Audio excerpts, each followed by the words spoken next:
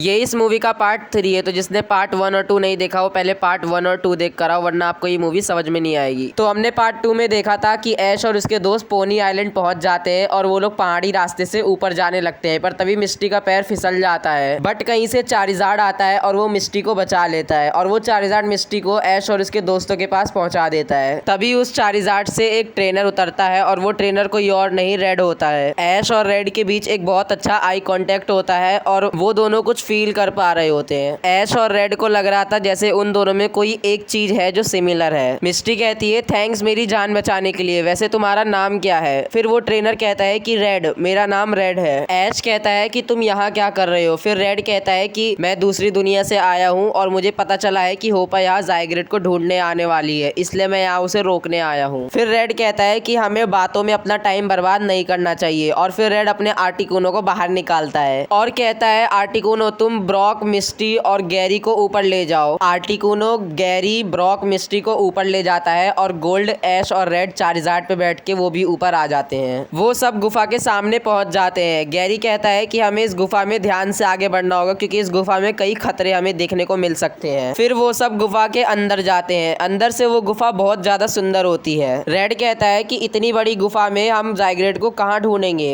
ऐश कहता है प्राचीन किताब के हिसाब से इस गुफा में एक नदी है जो पूरी ग्रीन कलर की है, ज़ाइग्रेड हमें वहीं देखने को मिलेगा। वो लोग जैसे जैसे अंदर जा रहे थे वहाँ का टेम्परेचर ठंडा होता जा रहा था। थोड़ी देर बाद वो लोग उस नदी के पास पहुंच जाते हैं और फिर उन्हें वहाँ दिखता है ज़ाइग्रेड। वो सब ज़ाइग्रेड को देख के शॉक हो जाते हैं क्योंकि वो ज़ाइग्रेड बहुत बड़ा होता है। तभी एक भारी आवाज में ज़ाइग्रेड कहता है कि मुझे सब पता है कि तुम लोग कौन हो और यहाँ क्यों आए हो। गोल्ड कहता है अगर आपको सब पता है तो आप होपा को क्यों नहीं रोक रहे हो? ज़ाइग्रेड कहता है कि होपा को रोकना इतना आसान नहीं है क्योंकि वो ये सब किसी की हेल्प से कर रही है। ऐश कहता है हेल्प से मतलब? फिर ज़ाइग्रेड कहता है कि उसने दुनिया के सबसे ज्यादा स्ट्रॉन्ग ट्रेनर को अपने कंट्रोल में ले लिया है और उस ट्रेनर के पास एक रहस्यमयी ताकत है और उसी ताकत की वजह से पोकेमॉन एक्स और वाई को होपा ने अपने कंट्रोल में ले लिया है। मिस्टी कहती है तो होपा को क्या अब कोई नहीं रोक सकता? फिर ज़ाइग्रेड कहता है कि नहीं, अगर इस यूनिवर्स में कोई दूसरा ट्रेनर मौजूद है जिसके पास वही सेम रहस्यमयी शक्ति है तो वो होपा को रोक सकता है। ऐश कहता है कौन है वो ट्रेनर? ज़ाइग्रेड कहता है कि मुझे नहीं पता। तभी पीछे से होपा के हंसने की आवाज आती है। ऐश, गोल्ड, रेड और बाकी सब जब पीछे मुड़ के देखते हैं तो वहाँ होपा खड़ी दिखती है।